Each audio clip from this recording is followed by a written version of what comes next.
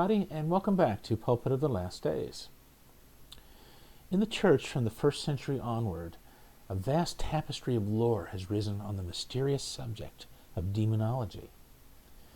Now, it is almost impossible to overstate the extent of this lore, and I use the term lore because so much of it is just plain unscriptural. It's like a Christian version of urban legend that has totally taken on a life of its own, and has grown and expanded and built upon over the centuries. But if ever there was a magnificent structure that was utterly built on the sand, this would be it. And after all, in a devilish sort of way, doesn't that make perfect sense? I mean, if you were the enemy, wouldn't you try to mislead Christians on this subject above all others? Now, at the end of this series, I may come back with a supplement on this tapestry of lore, but for now I'd like to just start with this thought. We need to reacquaint ourselves with challenging demonology teachings from the Bible. Every time we hear someone talk about a demon or something to do with demonology, we need to stop and ask ourselves, where is that in the Scriptures? No matter how many times I've heard it talked about in the past, where is it in the Bible? Now, when we do that, we're going to find that so much of this misguided teaching on demonology is tilted toward the devil to make him look bigger and more powerful than he actually is. And who would be behind an agenda like that? Sometime in the 1960s, as psychology spread throughout the fabric of the church, it connected with that vast lore on demonology. This became a perfect storm. The result was another gospel hybrid called the Deliverance Ministry, which teaches that born-again, spirit-filled Christians can still be demon-possessed. And wouldn't you know it, all those old psychological problems resurface now in the form of demons. The spirit of adultery, the demon of lust, a pornographic spirit, demons of molestation, demons of incest, a spirit of addiction, the spirit of strife, a jealous spirit, a narcissistic spirit, a spirit of anger, a temperamental spirit, a demon of wrath, a divisive spirit, a covetous spirit, the demon of murder, a suicidal spirit, a spirit of alcoholism. Sins like these were portrayed by this ministry as demons and dealt with through deliverance, through casting them out, even though no such demons were ever mentioned in the Bible. In fact, the Bible calls such things the works of the flesh and not the works of demons. So, who came up with this idea that these were demons? Once again, psychology was donning sheep's clothing to gain entrance to the fold. And in this other gospel hybrid more than any others, creepy manifestations began to follow, which is not surprising since you're actively calling out demons. I mean, it's hot in the kitchen, it's what you get. But this made psychology's new hybrid a whole other ballgame. And the church, with such a bad understanding of demonology in the first place, found this a great challenge. So where to begin? In Jude 1 verse 3, we are exhorted to earnestly contend for the faith which was once for all delivered to the saints. But how do you contend with a ministry that's so mired down in such extensive Christian-sounding terminology and lore? There's also a handful of misunderstood scriptural quotations involved. Now, if you try to track all that down, you're going to be there a long time. You're likely to get bogged down in minutiae. And it's not the best method anyway. Think of that false ministry as a tree and its individual teachings as the branches. You can break off the branches all day long, and you might do a lot of damage to that tree. But if the root and stump remain in the ground, they'll simply grow back, or new branches will grow in their place. In the same way, you can challenge the individual teachings of the Deliverance Ministry, or any other ministry you disagree with, or contradict any of its alleged proof texts. But in the end, they'll simply adjust their terminology and keep going. They already have a history of doing that. For example, back in the late 60s, there was a pushback on the Deliverance Ministry.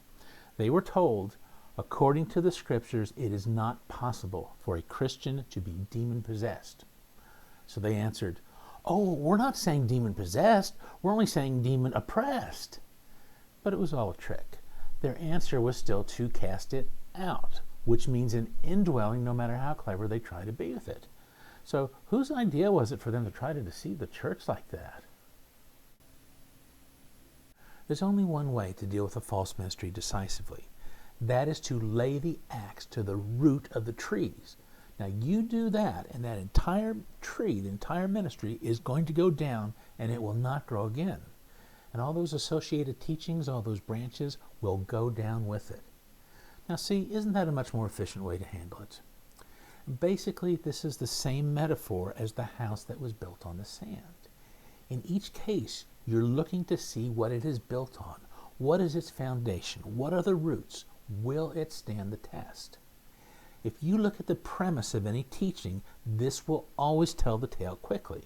And if it is built on a false premise, that ministry will fall, and great will be the fall of it. For instance, Paul used that very approach in the book of Galatians, which also happened to be addressing another gospel. In fact, it is exactly the same concept, it's just in a different application. So let's take another look at that and learn from that. If you'll remember from video 15, the other gospel that they turned aside to in Galatia was a misapplication of the law of Moses. They were using the law for a purpose that God had never intended, as an alternate method to be righteous and to be justified. And when they did, it brought the law into direct conflict with the gospel. Any teaching that pretends to a claim of the gospel, something Jesus accomplished through his death or resurrection, that teaching would be considered another gospel. Paul opens this epistle with his own premise, which is the gospel. Based on the 1 Corinthians 15 definition, this includes 4 parts. First, who is Jesus, shown here in yellow. Second, that he gave himself for our sins, shown here in red. Third, that he rose again, as shown here in green. And fourth, that Paul himself in this case is a witness of these things, shown here in orange. Did you recognize the gospel when you saw it? Paul opens the epistle by reproving them over the gospel because, as we see in verse 6, they are now turning aside to another gospel, shown here in blue. Did you catch the flow of that? So Paul is setting up a battle between the two premises. But let's say that Paul had tried the other approach, that he had failed to challenge the premise that righteousness could come from the law, and that instead he had gone straight to that tree and just started breaking off all those branches one at a time. Okay, Galatians would have been the longest book in the Bible. And not only that, but he would have lost every argument along the way. How can you gainsay the commandment to love the Lord your God with all your heart, mind, soul, and strength, and to love your neighbor as yourself? So instead of accepting their premise and arguing from there, Paul lays the axe to the root of the trees.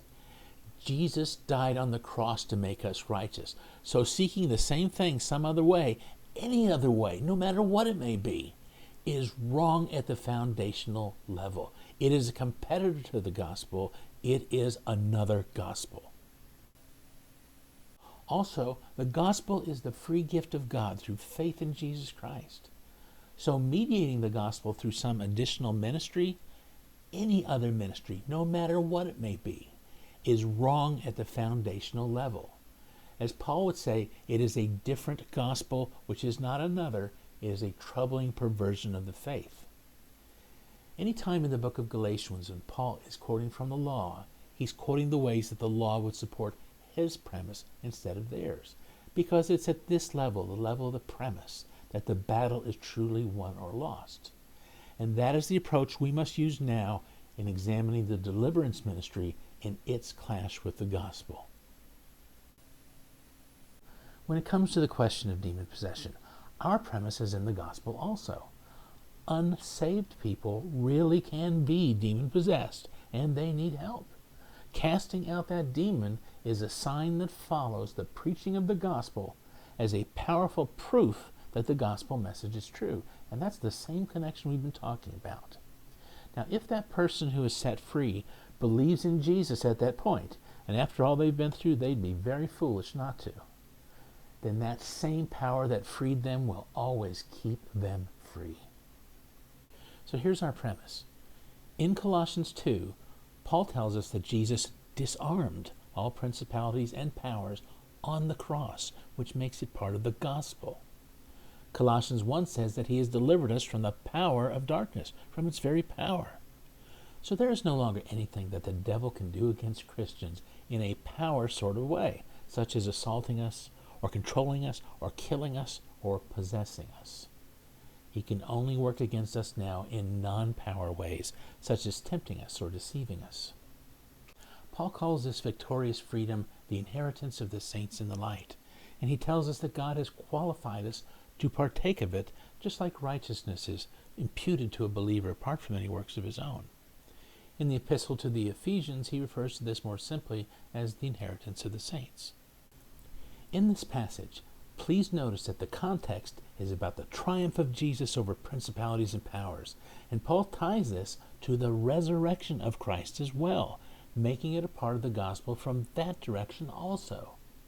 The devil's power against Christians has ended. He's been disarmed. An open show has been made of him as Jesus triumphed over him in it.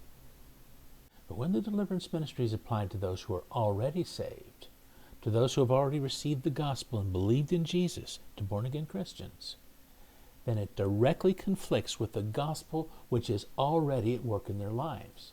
It denies the gospel by exclusion, by seeking it to replace it with a mediation that will make that provision entirely dependent on this further ministry. Now, there are many teachings that would be called another gospel because they seek to downplay either the death or the resurrection of Jesus Christ and replace it in some way. But the deliverance ministry goes much further. The deliverance ministry downplays both the death and the resurrection of Christ. And to the degree that it deposes Jesus in those ways, to that same degree it ascribes that power to the devil. And that makes the deliverance ministry the very darkest of the end-time heresies. And it doesn't stop there.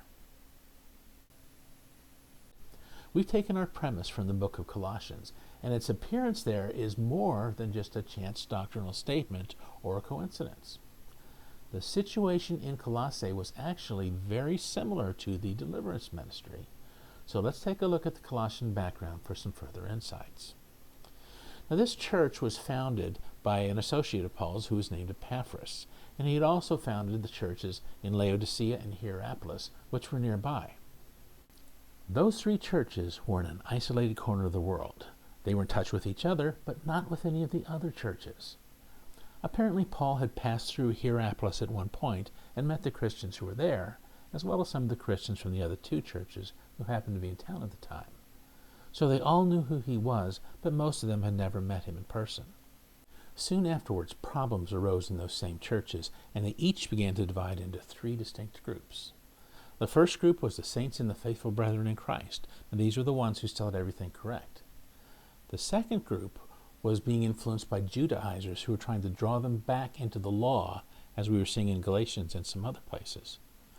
The third group had a Gnostic influence, and they were trying to fit Christianity into a worldview that matched the old pagan ways. Now, under their scheme of things, the angels and the demons were like the lesser gods and goddesses of Greek mythology. The angels were the good gods and goddesses, and the demons were the bad gods and goddesses. But the real point of it was this. Under that delusion, they held a deposing view of Christ, as if he were not truly Lord of all, that he had to share power with these lesser beings. Epaphras had to find Paul for help, and the help he received was in the epistle to the Colossians. Under the Colossian delusion, if you were troubled with some sin, it came from one of those lesser gods or goddesses, a bad one, a demon who happened to specialize in that area, very much like the deliverance ministry teaches today. This challenged the absolute rule of Christ in their lives and found him lacking. But Paul set the record straight, and you are complete in him who is the head of all principality and power. Under the same delusion, those lesser gods and goddesses who were good, the angels, they were your friends and protectors and a source of revelation, and as such, they were entitled to worship. Paul answers, "Let no one cheat you of your reward, taking delight in false humility and worship of angels." intruding into those things which he has not seen, vainly puffed up in his fleshly mind. In the end, when everything was said and done, angel worship was simply another way of saying that Christ did not have an absolute rule in their lives, that he was lacking, and he was still sharing power with lesser beings. So they were not holding fast to the head, Christ, as shown in verse 19, and that's the main point of it all. As we noted in video 11, the enemy sticks with the tricks he knows will work. He just gives it a makeover so it looks a little different to us. And the Colossian error has resurfaced in our time in the form of the Deliverance Ministry. Now, as we have shown at the premise level itself, it is impossible for a Christian to be demon-possessed. This is an inheritance that Jesus himself has purchased for us through his death and through his resurrection, which places this benefit in him squarely in the middle of the gospel message. Furthermore, God the Father has divinely qualified us to partake of this inheritance apart from any other consideration at all. Now, with all the things we really do have to go through in life, I would think it would be a huge sigh of relief to know that the Father has our back and he will not allow us to be defiled in that horrible way, that he will not allow the devil to snatch us out of his hand. But from the modern deliverance ministry, we still get pushback. They still want this to be true. Why? So I got to ask, whose side are you guys on? Now, I am not saying that nothing is happening, but I'm saying, what if it is not what you think? Maybe you should be really open-minded about this and go back and take another look. Now, in these last days, the Deliverance Ministry is going to be the super conglomerate of all the other end-time heresies. And all those mysterious passages in the Bible about false ministries and false ministers find living application here. In fact, it's very instructive for that purpose. So we'll come back in our next video and take a look at it further.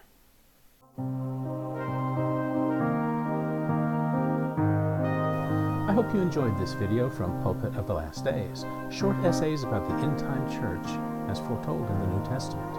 If you did enjoy it, please go ahead and click on that thumbs up button. For previous videos, check out our website at pulpitofthelastdays.com. Also, we post new videos weekly, so if you'd like to receive more videos like this one, all you need to do is subscribe.